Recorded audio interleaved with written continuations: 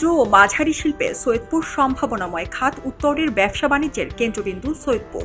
হালকা প্রকৌশল থেকে শুরু করে এমন কোনো জিনিস নেই যা এখানে তৈরি হয় না। রেলের শহর সৈয়দপুরে ছোট বড় মিলিয়ে ৫০০ লাইট ইঞ্জিনিয়ারিং প্রতিষ্ঠান রয়েছে। এর সঙ্গে জড়িত রয়েছে প্রায় ৩,০০০ শ্রমিক, যাদের নেই কোনো প্রাতিষ্ঠানিক জ্ঞান কিংবা প্রশিক্ষণ। পুরানো যন্ত্র ব্যবহার করেই তারা তৈরি করছেন কৃষিতে ও শিল্প কারখানায় ব্যবহৃত মেশিনের বিভিন্ন যন্ত্রাংশ। বাংলাদেশের ক্ষুদ্র ও মাঝারি শিল্পক্ষেত্রে সৈয়দপুর একটি গুরুত্বপূর্ণ এবং সম্ভাবনাময় খাত। পণ্যগুলো দেখতে চমৎকার, টেকসই, তুলনামূলকভাবে দামও কম। সরকার এই খাতটিকে রপ্তানিমুখী করতে বিশেষ উদ্যোগ নিলেও এ খাত বিকাশে কোনো সহযোগিতা পাচ্ছেন না এখানকার উদ্যোক্তারা।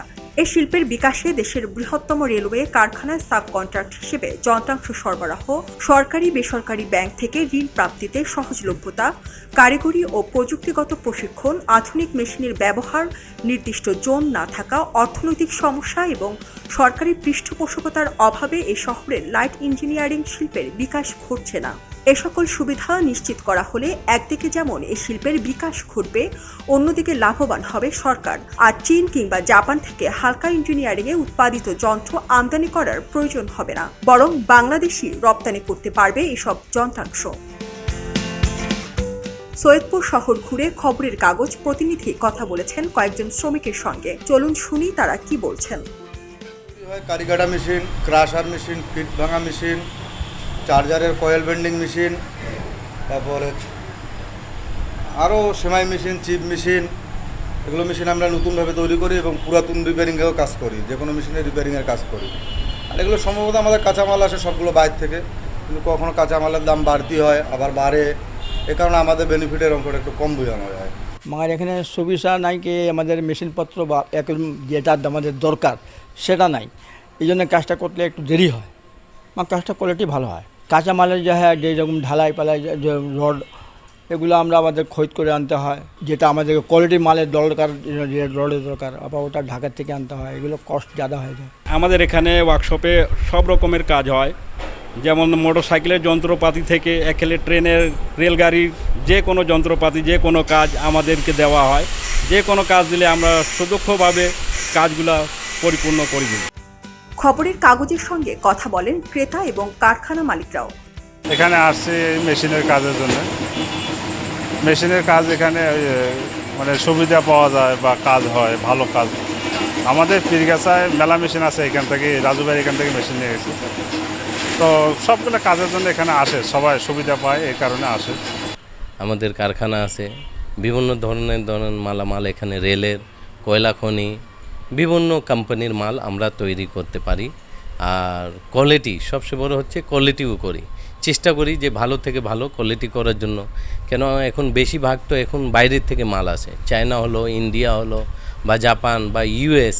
তো ওই নমুনা আমরা একটা পাইলে ঠিক আমেরিকা থেকে ভালো কোয়ালিটি করতে পারি।